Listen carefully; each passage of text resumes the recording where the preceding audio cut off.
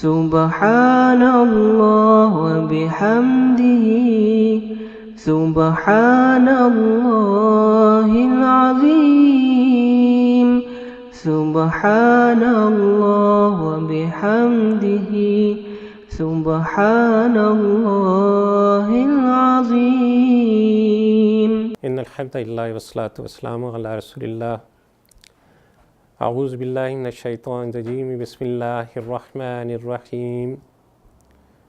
قال اللہ تعالی فی سورۃ النساء ان اللہ یأمرکم ان تؤدوا الامانات الی اہلہا وَإِذَا حَكَمْتُمْ بَيْنَ النَّاسِ أَن تَحْكُمُوا بِالْعَدْلِ إِنَّ اللَّهَ نِعِمَّ يَعِظُكُمْ بِهِ إِنَّ اللَّهَ كَانَ سَمِيعًا بَصِيرًا۔ مسلمانوں، اللہ تمہیں حکم دیتا ہے کہ امانتیں اہل امانت کے سپرد کرو، اور جب لوگوں کے درمیان فیصلہ کرو تو عدل کے ساتھ کرو۔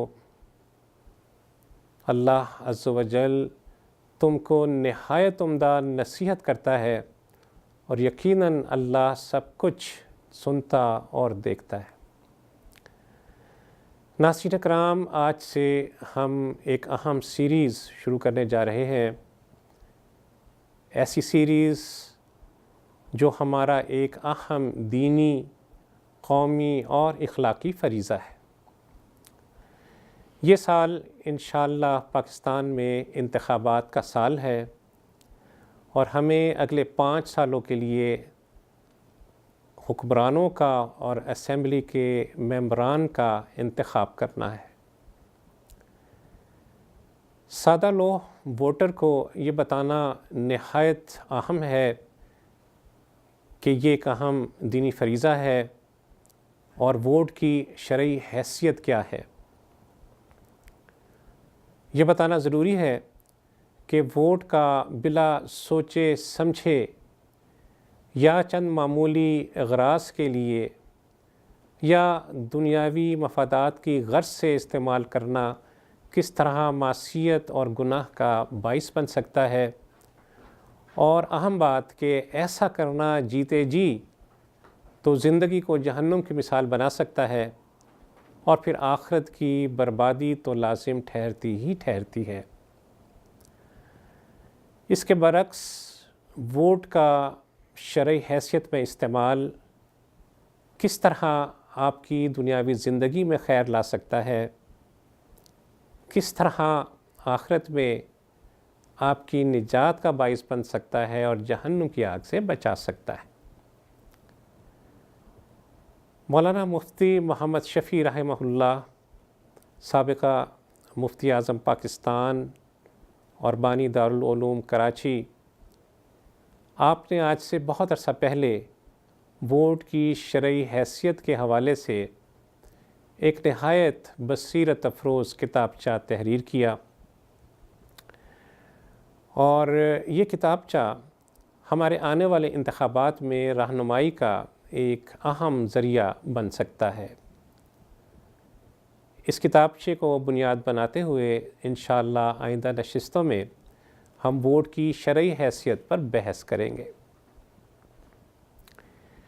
ناظرین کرام، جو آیت میں نے آپ کے سامنے رکھی، اس آیت مبارکہ میں امت محمدیہ کو یہ نصیحت کی جا رہی ہے کہ تم ان برائیوں سے بچے رہنا جن میں بنی اسرائیل مبتلا تھے۔